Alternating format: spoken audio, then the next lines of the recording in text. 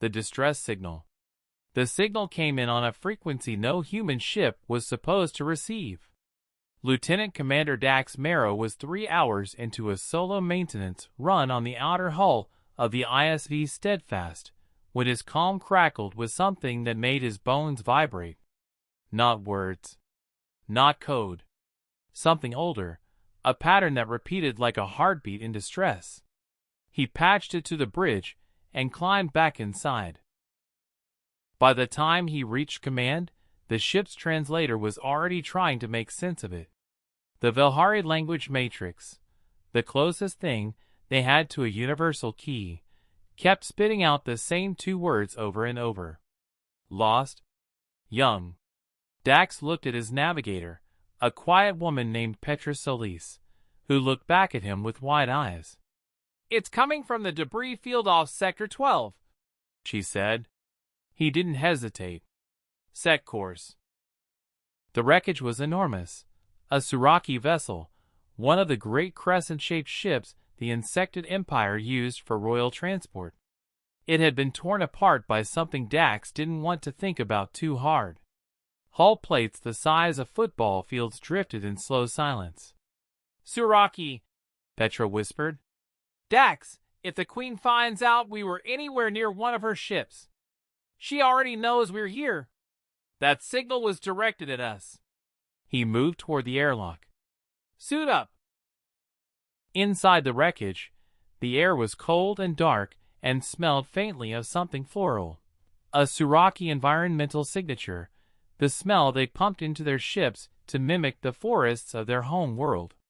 Emergency lighting pulsed in deep violet. Then Dax heard it. A sound like wind chimes made of glass. Soft. Rhythmic. Coming from a sealed compartment at the far end of the corridor. He cut through the door with his plasma torch. Inside, curled together on a nest of woven fiber and emergency insulation, were 2 small creatures. Suraki young. He had never seen Suraki children before. No human had. They were smaller than he expected, their iridescent shells not yet hardened, their 6 limbs tucked neatly beneath their bodies. Their antennae rose and fell with each breath. They were sleeping. And they were alive. Petra stood in the doorway behind him. "We can't take them. We can't leave them." The compartment's oxygen reserves were reading 18%. In 2 hours, maybe 3, it would drop below survival threshold. "The ship's dead.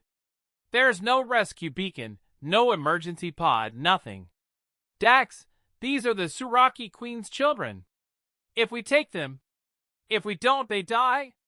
He was already kneeling, reaching out slowly, the way you approach any sleeping creature you don't want to startle. His gloves were off. Bare hands. It felt important, somehow, to let them feel something real if they woke. They didn't wake.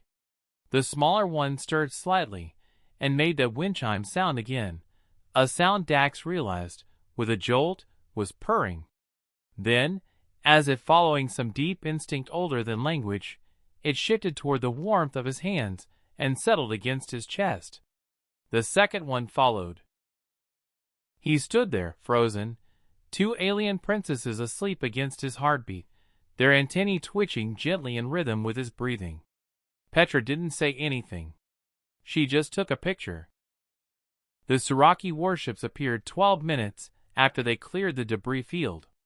7 of them, forming a crescent around the Steadfast, an unmistakable show of force. The Queen's channel opened without request. She was massive. Her shell was the color of midnight with gold threading through it like circuitry. Her voice came through the translator as something between a chord and a command. "You carry what is mine." Dax stood at the comm station, both princesses still asleep against his chest. He hadn't had the heart to put them down. Or maybe they hadn't given him the option. "I found them in the wreckage," he said. "Alive. I brought them home." A long silence. The Queen's enormous compound eyes focused on the visual feed, on her daughters, their antennae rising and falling peacefully against a human's heartbeat. Another silence. Longer. Then something happened that no diplomat, no ambassador, no coalition official had managed in 11 years of tense negotiations. The Queen bowed her head. They called it the Heartbeat Accord. No one in the coalition fully understood why the Suraki signed it. Scholars wrote papers. Diplomats took credit. Dax knew. Some things don't need translation. A creature sleeping safely on your chest says everything worth saying. He kept the picture Petra took, framed it, hung it above his bunk. 2 little princesses. 1 human heartbeat. The beginning of peace.